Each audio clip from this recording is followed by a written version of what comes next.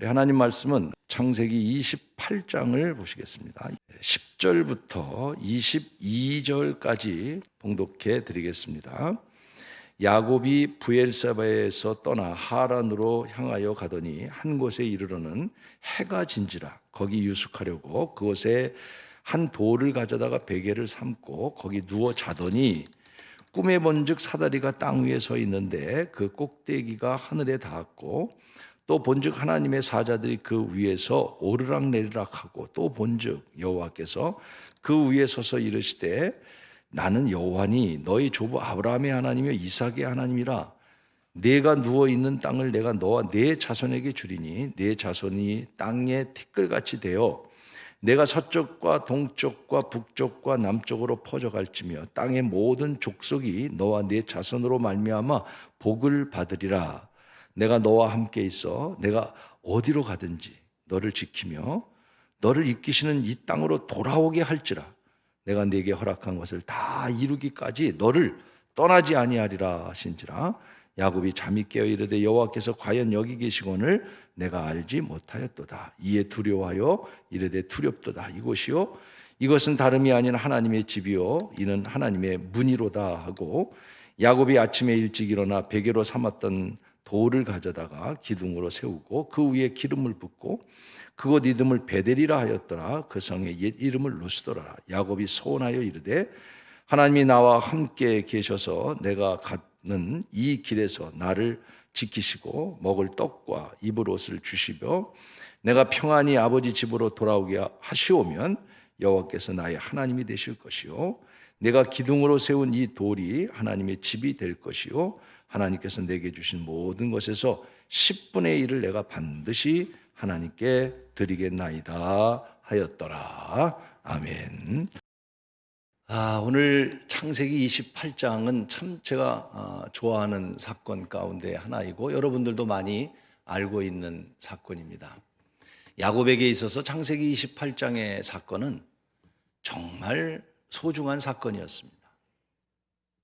하나님을 만난 사건이죠. 여러분, 가장 우리 인생에 소중한 시간이 있다면 우리 신앙인들에게 있어서 가장 소중한 시간이 있다면 하나님 만난 시간 아니겠어요?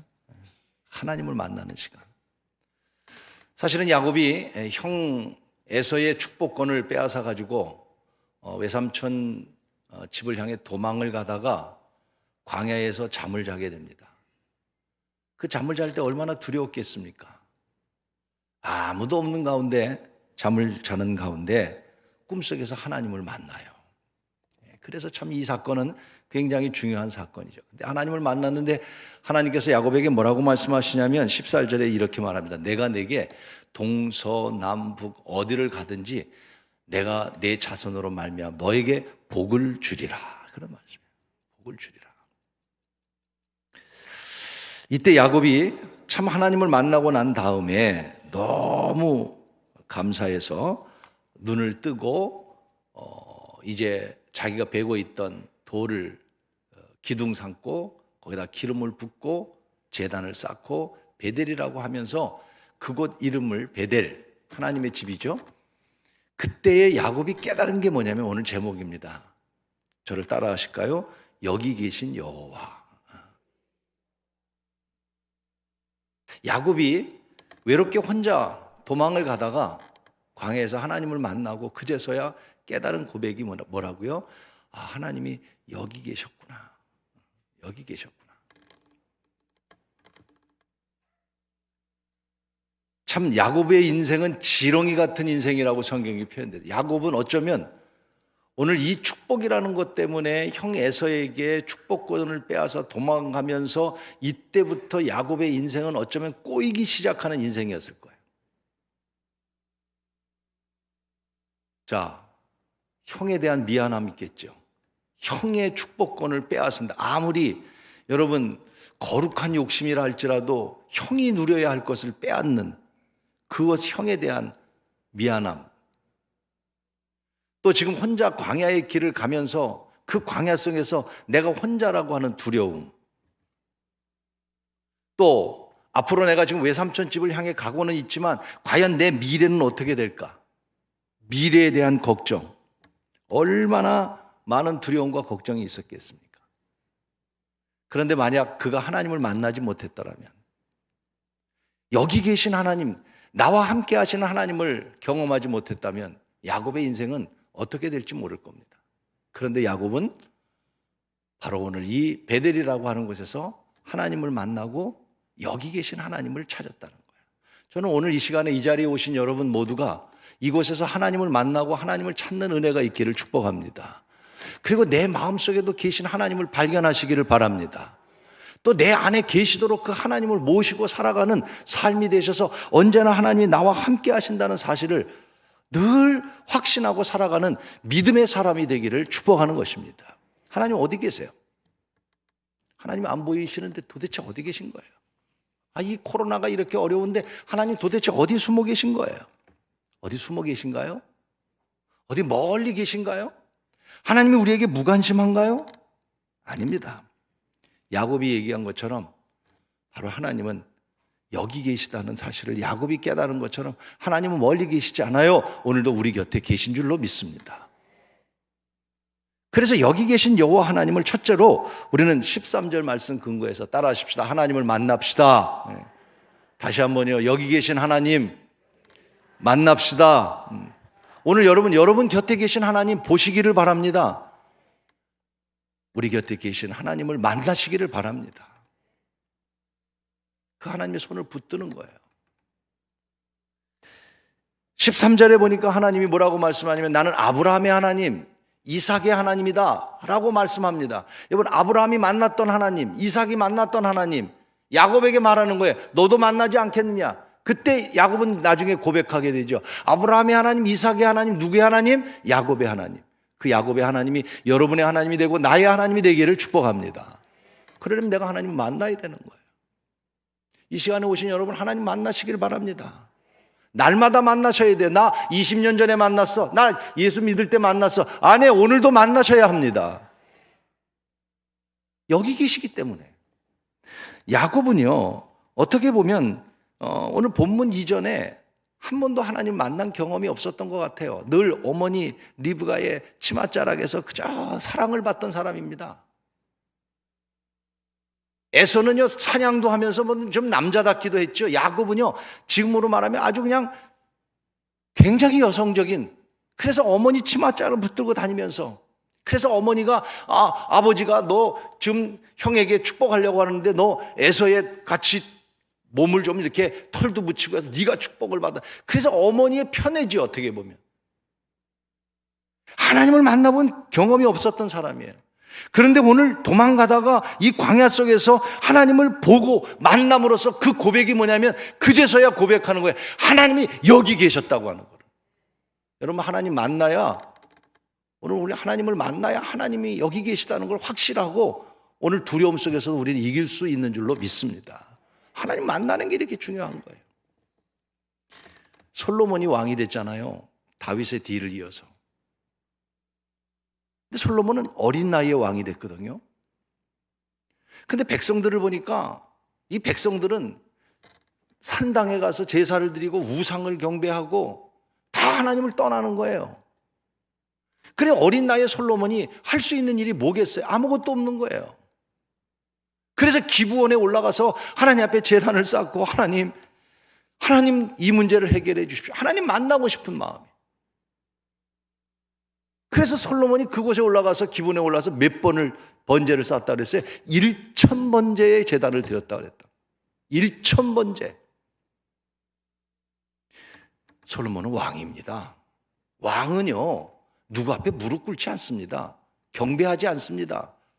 그러나 어린 이 솔로몬은 하나님의 힘이 없이는 자기가 나라를 통치할 수 없으니까 더군다나 1000번제라고 그랬어요. 1000번제. 하루에 3번씩 드렸다 할지라도 1년일 것이고 하루에 한 번이라고 그러면 한 3년 반 되는 걸 겁니다. 얼마나 솔로몬이 정말 힘을 다하여 제사를 드렸겠습니까? 그때 여러분, 어린 솔로몬에게 하나님이 임재하셔서 말씀합니다. 솔로몬아, 내가 무엇을 원하느냐? 솔로몬이 구할 것은 아무것도 없었어요. 지혜만 구할 수밖에. 하나님, 나는 이 나라를 통치할 수 있는 지혜를 달라고 할 때 지혜뿐만 아니라 부귀영화를 솔로몬에게 허락하신 줄로 믿습니다. 하나님을 만나고 나니까 문제, 솔로몬은 가장 위대한 왕이 됐어요. 가장 부귀영화를 누리는 왕이 됐어요. 하나님을 만나고 나니까. 오늘도 우리가 하나님을 만나야 되지 않겠어요? 당신의 곁에 있고 내 곁에 계신 하나님, 오늘도 여기 계신 하나님, 멀리 계시지 않습니다. 그 하나님 다시 우리 만나고 그 하나님과 동행하는 여러분이 되기를 간절히 축원하는 것입니다. 필리핀에 아주 유명한 꼰트 복서가 있는데 우리 그 바퀴아오라고 그런 유명한 꼰트 선수가 있습니다. 바퀴아오라고 하는 8체급을 석권해서 동양 사람이 8체급을 석권했다. 대단한 사람이었죠. 예, 여러분 잘 아실 겁니다. 저는 뭐 그분이 꼰투를 잘한다는 것을 이 시간 얘기하려고 그러는 게 아니겠죠. 저분이 만난 하나님을 여러분에게 소개하려고 하는 거예요.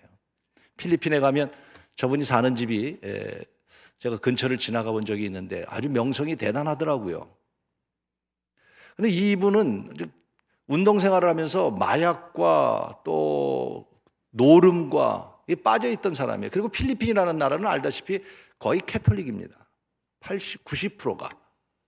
근데 이 파키아오는 크리스찬, 기독교인이 됐어요. 쉬운 일이 아니에요. 필리핀에서 기독교인이 된다는 건 그렇게 쉬운 일이 아닙니다. 그분이 이 파키아오가 기독교인이 된 동기에는 당연히 하나님과의 만남이 있었던 것이죠. 하나님과의 만남. 나중에는 이 파키아오가 하원도 되고 상원도 되고 필리핀의 정치도 하면서, 근데 하나님을 만났을 때 하나님의 음성을 듣게 됩니다. 내게로 돌아오라, 내게로 돌아오라. 그 음성을 듣고 이 파키아오가 이제 기독교인이 돼서 많은 운동을 하는데 그 운동 가운데 하나가 뭐냐면 동성애와 성소수자 그 반대 운동, 그걸 적극적으로 나섰던 사람이에요. 동물도 동성애를 안 하는데 어떻게 사람이 동성애를, 하나님이 창조한 인간이 동성애가 있을 수 있느냐? 이 반대를 하니까 문제가 뭐냐면 이 파키오를 후원하던 나이키사가 발칵 뒤집혔습니다. 그래서 파키오에게 소식이 갑니다. 당장 동성애에 대한 이야기 하지 말아라. 그렇지 않으면 우리 나이키에서 모든 후원을 끊어버리겠다. 여러분, 이 정도 됐으면 과연 우리는 어떤 결단을 내릴 수 있을까요? 여러분, 그 후원이 한두 푼입니까? 1, 2억이겠습니까? 엄청난 겁니다. 상상도 못할 일입니다. 그때 파키오가 이런 말을 합니다. 후원사 나이키에게 정지를 당했을 때 이런 말을 해요. 나는 나이키의 계약보다 하나님과의 약속이 더 중요하다. 그래서 나이키의 계약보다 사람들에게 진실을 말할 수 있고 내가 진실을 말할 수 있어서 더 행복하다. 나는 성경의 근거에 말한 것뿐이고 나는 하나님과의 관계가 더 소중하다고 생각합니다. 여러분, 우리도 하나님을 만났다면, 여기 계신 하나님이 분명히 계시다고 믿는다면 어떤 환경 속에서라도 여러분, 우리 믿음을 지키고 하나님과 만난 사람이라면 이 파키오와 같이 정말 신실한 믿음을 가지고 믿음을 지켜가기를 주의 이름으로 축복하는 것입니다. 오늘 우리는 위기 속에만 있습니다마는 위기와 고난은 도리어 하나님을 만나는 참 좋은 기회가 될 것입니다. 어렵습니다. 힘듭니다. 오늘도 새로운 분이 오셨는데 상황은 모르겠지만 어려울수록 여러분 하나님을 만나는 은혜가 있기를 축복합니다. 그렇지 않습니까? 오늘 야곱이 고향을 떠나서 목적지는 있지만 미래가 없는 그 삶 가운데 두려움과 염려 속에서 광야에서 혼자 남았을 때 얼마나 큰 외로움과 위기였겠냔 말이에요. 그런데 그 위기 속에서 하나님을 만나고 여기 계신 하나님을 찾았던 것처럼 오늘 어렵고 힘들지만 오늘도 우리가 다시 여기 계신 하나님 찾고 그 하나님과 함께 다시 힘있게 달려가는 우리 귀한 성도들이 되기를 간절히 축원하는 것입니다. 찾으십시오. 하나님을 부르십시오. 하나님을 만나십시오. 이사야 55장 6절에 이렇게 말씀하셨습니다. 너희는 여호와를 만날 만할 때 찾으라. 가까이 계실 때 그를 부르라. 더 하나님을 찾고 부르고 여기 계신 하나님을 우리가 함께 만나는 큰 은혜의 체험이 이 고난 속에 여러분에게 있기를 간절히 축원하는 것입니다. 두 번째로는 야곱이 여기 계신 여호와 하나님을 만났을 때 하나님께서 15절에 이렇게 말씀합니다. 15절의 말씀은 정말로 엄청난 야곱에게 주신 축복의 말씀, 하나님을 만난 거기 계신 하나님께서 야곱에게 주는 축복의 말씀, 이 말씀이 여러분 15절 말씀 같이 읽으면서 함께 나눠보십시다. 시작. 내가 너와 함께 있어. 내가 어디로 가든지 너를 지키며 너를 이끌어 이 땅으로 돌아오게 할지라. 내가 허락한 것을 다 이루기까지. 여러분, 다 제일 참 감동스러운 말씀 가운데 하나는 여기에 물론 내가 너와 함께 있고 어디를 가든지 지키며 이 땅으로 돌아오게 한다고 그랬어요. 요 말씀 잘 기억하세요. 다음 주에 아마 말씀 나눌 것 같은데, 돌아오게 될 때 내가 허락한 것을 여러분 마지막 절 보세요. 다 이루기까지 떠나지 않냐. 할렐루야. 끝날 때까지 내가 너와 떠나지 않고 동행하겠다. 그런 말씀입니다. 이보다 더 큰 약속이 어디 있겠습니까? 이보다 더 큰 축복이 어디 있겠습니까?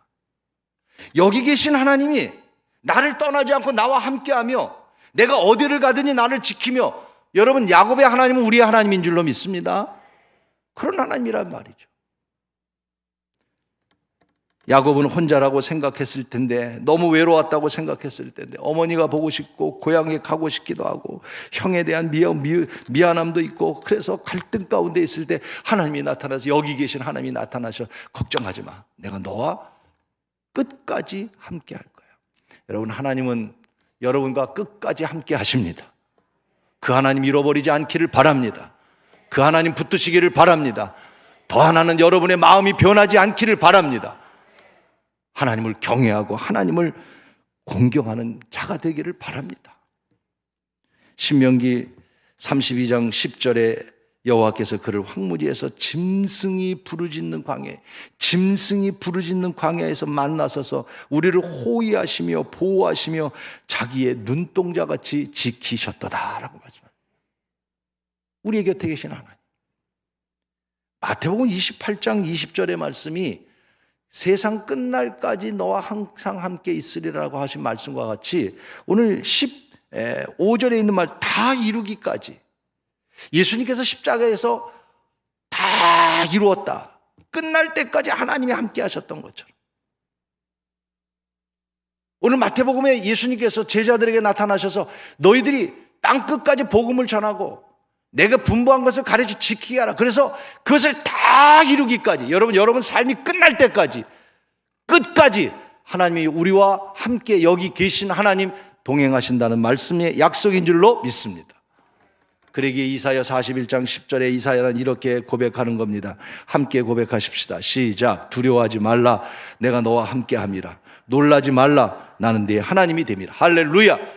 두려워하지 말라. 놀라지 말라. 나는 너의 하나님. 내가 너와 함께 동행할 것이다. 가장 큰 축복은 뭘까요?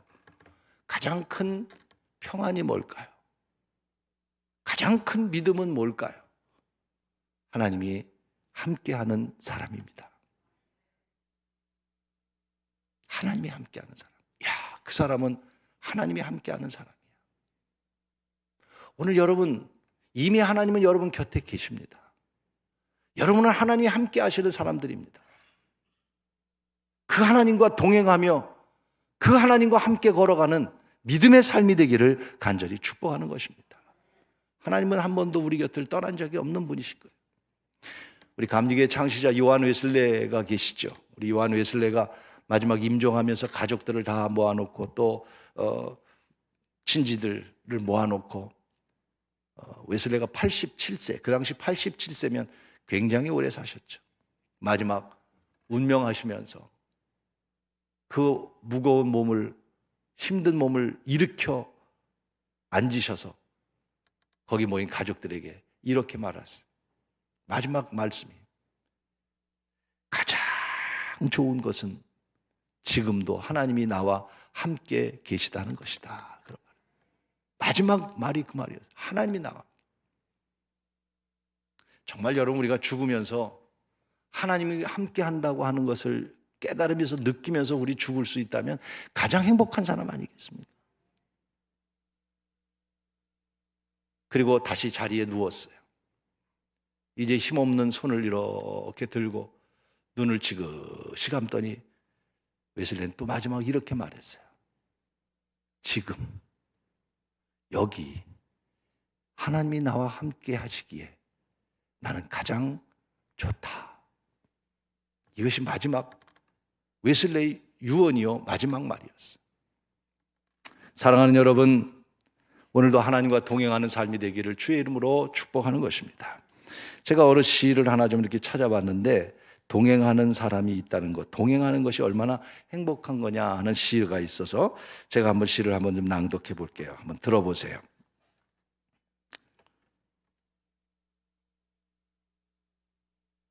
인생에서 동행하는 사람이 있다는 것은 참으로 행복한 일입니다. 힘들 때 서로 기댈 수 있고, 아플 때 곁에 있어줄 수 있고, 어려울 때 힘이 되어줄 수 있으니 서로 위로가 될 것입니다. 여행을 떠나도 홀로면 고독할 터인데 서로의 눈 맞추며 웃으며 동행하는 이 있으니 참으로 기쁜 일입니다. 사랑은 홀로는 할 수가 없고, 맛있는 음식도 홀로는 맛없고, 멋진 영화도 홀로는 재미없고, 아름다운 옷도 보아줄 사람이 없다면 무슨 소용이 있겠습니까? 아무리 재미있는 이야기도 들어줄 사람이 없다면 독백이 되고 맙니다. 인생길에 동행하는 사람이 있다면 더 깊이 사랑해야 합니다. 그 사랑으로 인하여 오늘도 내일도 행복할 수 있습니다. 그런 시예요. 누가 쓴 글인지 모르지만 동행이 얼마나 행복한 것인지. 오늘 여러분, 무엇보다도 여러분과 함께 동행하는 분들이 있다는 것 감사할 수 있기를 바랍니다. 동행할 수 있는 아내가 있고, 남편이 있고, 자녀가 있고, 부모가 있고, 또 우리 교회 안에서도 우리는 신앙의 동행자들입니다. 동행자들이에요. 정말 신앙의 좋은 동행자가 되어주시고, 서로 신앙의 좋은 동역자가 되어서, 동행자가 되어서 주님 앞에 갈 때까지 함께 동행하는 귀한 여러분 모두가 되기를 간절히 축복합니다. 뿐만 아니라 앞으로 여러분 많은 동행자를 만들어 가십시오. 당신의 좋은 동역자를 만들어 가시고, 또 나도 또한 많은 사람의 좋은 동역자가 되는 것 중요한 일입니다. 그러나 가장 중요한 것은 하나님과 동행하는 자가 되시기를 바랍니다. 꼭 그렇게 되시길 바랍니다. 하나님은 여러분 곁을 떠나지 않고 계신데, 그 하나님 다시 만나서 그분과 동행하며, 이 어려움 속에서도, 야곱의 어려움 속에서도 하나님의 동행을 믿고 앞을 향해 달려간 것처럼 오늘도 동행하시는 그 하나님과 힘있게 오늘 달려가는 여러분 모두가 되기를 주의 이름으로 축복합니다. 우리 옆 사람에게 힘있게 달려갑시다 한번 인사하시고요. 힘있게 달려가십시오. 이제 마지막 야곱은 하나님이 함께 하신다는 사실을 깨닫고 오늘 20절부터 22절까지 이제 그 자리에서 일어났습니다. 그리고 하나님 앞에 서원하는 장면이 20절부터의 말씀입니다. 서원하면서 하나님 앞에 고백합니다. 20절부터의 말씀이죠. 야곱이 서약하여 이르되 하나님이 나와 함께 계셔서 내가 가는 이 길에서 나를 지키시고 먹을 떡과 입을 옷을 주시어 내가 평안히 아버지 집으로 베들이죠. 이 집으로 돌아오게 하시오면 여호와께서 나의 하나님이 되실 것이요 내가 기둥을 세운 이 돌이 하나님의 집이 될 것이요 하나님께서 내게 주신 모든 것의 10분의 1을 내가 반드시 하나님께 드리겠나이다. 할렐루야. 이게 뭐 하는 거예요? 하나님을 높이고 경배하는 거예요. 서원하면서 내가 다시 돌아오는 길에 여기 돌을 쌓은 이곳에, 기름을 부은 이곳에 단을 쌓고 이것이 성전이 될 것이고 이곳에 다시 돌아와서 내가 하나님을 경배하는 날이 올 것입니다. 그때 나의 10분의 1을 하나님께 드리며 하나님을 찬송하고 예배할 것입니다. 여러분, 오늘도 우리 곁에 계신 하나님을 예배하는 예배자가 되기를 주의 이름으로 축복하는 것입니다. 크리스찬의 믿는 자의 가장 중요한 것은 예배입니다. 예배는 하나님을 높이는 최고의 신앙의 행위이기 때문인 것입니다. 성경의 구약 성경을 보십시오. 구약의 핵심이 뭔가요? 다시 오실 예수님에 대한 이야기를 하시면서 하나님을 예배하고 경배하는 제사에 대한 이야기뿐입니다. 가인과 아벨의 처음 하나님께서 아담 이후에 가인과 아벨을 세우고 제사로부터 이 성경이 시작이 됐습니다. 그리고 노아의 홍수를 통해서 인간을 심판하고 난 다음에 심판받은 인간이 제일 먼저 나와서 노아가 한 게 뭡니까? 하나님을 경배하고 제물을 드렸던 거예요. 그때 하나님께서 그 제물을 받으시고 향기를 받으시며 다시는 이 땅을 저주하지 아니하리라 무지개를 만들어 우리에게 물로 심판하지 않을 것을 약속해 주셨습니다. 아브라함의 신앙도 여러분 가는 곳마다 제사 중심이었고 유대 민족도 제사 중심이었고 신약 시대에 와서 여러분 요한복음 4장에 사마리아 여인이 예수님을 만나고 난 다음에 질문이 뭐였습니까? 마지막 때는 우리가 어디서 예배해야 되는 겁니까? 당신네들은 예루살렘에서라고 말하는데 우리는 여기가 예배하는 곳이라고 생각하는데 어디서 예배에 대한 문제였습니다. 성경의 모든 핵심은 예배입니다. 신앙의 핵심은 예배입니다. 하나님은 예배하기를 원하시고 계십니다. 그때 그 사마리아 여인에게 예수님 하신 말씀이 여기도 아니고 저기도 아니고 여러분 잘 들으십시오. 어느 곳에 있든지 신령과 진정으로 예배하는 자가 되십시오라고 하죠. 아멘. 그렇습니다. 어디서 드리든 상관없습니다. 그러나 정말 여러분이 이 자리에 오셨었다 할지라도 여러분이 왔기 때문에 문제가 해결된 거 아니에요. 오늘 이 자리에 계셨어도 예배를 드렸어도 우리는 신령과 진정으로 예배하는 예배자로서 예배의 자리를 지켜가고 예배가 회복되는 은혜가 있기를 간절히 축복하는 것입니다. 아마 요사이 모든 목사님들의 설교에 예배라는 얘기가 너무나 많이 나오고 있고 저도 예배에 대한 이야기를 많이 하고 있는 편이라고 생각이 되어집니다. 세상 사람들은 사실 이 예배에 대해서 이런저런 얘기를 하고 또 오늘도 구청에서 왔다 갔다고 합니다마는 행정명령에 의해서 예배는 몇 명 드려라, 몇 프로 드려라 이런 얘기를 하고 특별히 이제 일반 사회인들이 그런 얘기를 할 때 여러분 충분히 이해가 되지요, 우리도. 아마 여러분들도 그렇게 동감하실 겁니다. 그런데 그들이 그런 얘기를 하죠. 고집스럽게 왜 예배를 꼭 해야만 되냐, 이렇게 어려울 때 코로나인데 또 예배를 드리더라도 꼭 교회에 모여서 드려야 되느냐, 코로나가 이렇게 되고 전염이 되니까 가정에서 드린다고 해서 뭐가 나쁠 거냐, 일반 사회에서 또 오늘 행정적인 그런 지시를 하고 있습니다. 여러분도 동감하시고 저도 동감하는 이야기라고 생각합니다. 어디서 예배 드리면 어떻고 또 여러분 비대면은 어떻고 몇 프로면 어떻고 물론 속상한 마음은 있지만 어쩔 수 없는 전염병으로 인한 같이 동감을 합니다. 그러나 저는 여러분에게 두세 가지를 말씀드리고 싶습니다. 좋습니다. 옳은 일입니다. 제일 첫째는요, 제일 중요한 것은 오늘 예수님이 사마리아 여인이 말한 것처럼 어디서 드리든 상관없습니다. 정말 여러분 주님 말씀하셨습니다. 어디서 드리든 신령과 진정으로 예배하는 자가 되시길 바랍니다. 가장 중요한 거예요.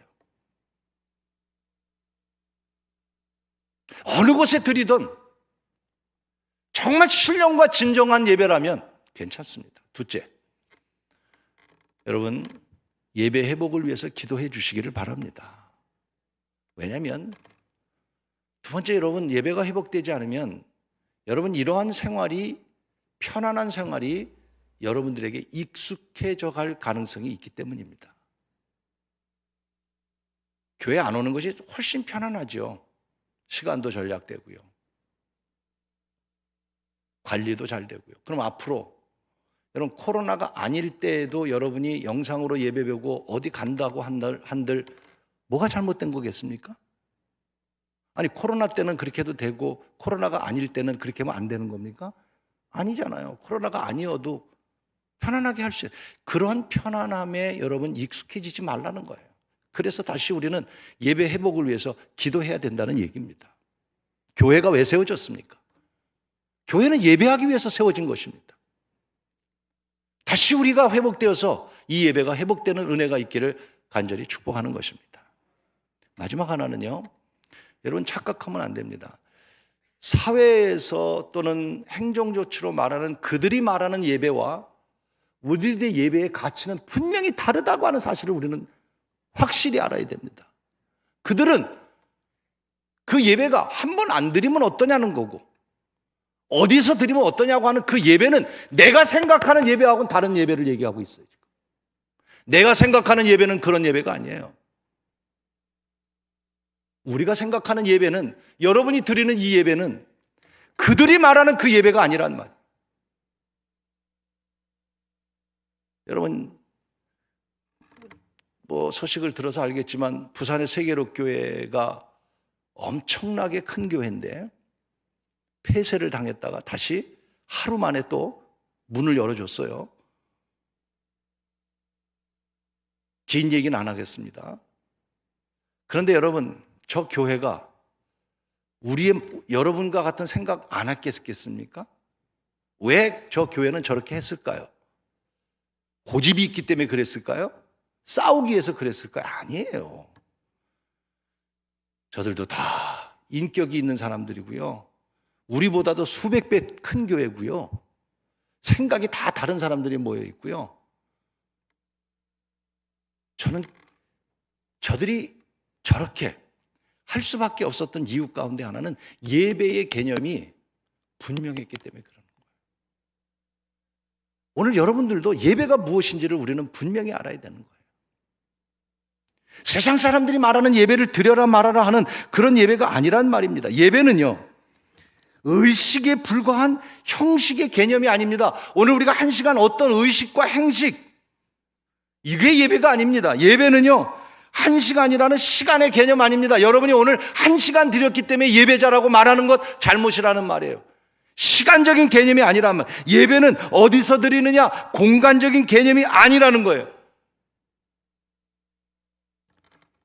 예배는 오늘 우리가 믿는 자들이 오늘 야곱이 말이에요. 두렵고 어려움 속에서 광야에서 하나님을 만나고 하나님이 여기 계신 것을 알았을 때 너무나 감격해서, 여러분 예배가 이거예요. 하나님 앞에 서원하면서 내가 10분의 1을 하나님께 드릴 것이며 내가 다시 돌아올 때 분명히 이곳에 와서 하나님을 경배할 것이며, 이게 예배의 정신이고 예배의 자세인 거예요.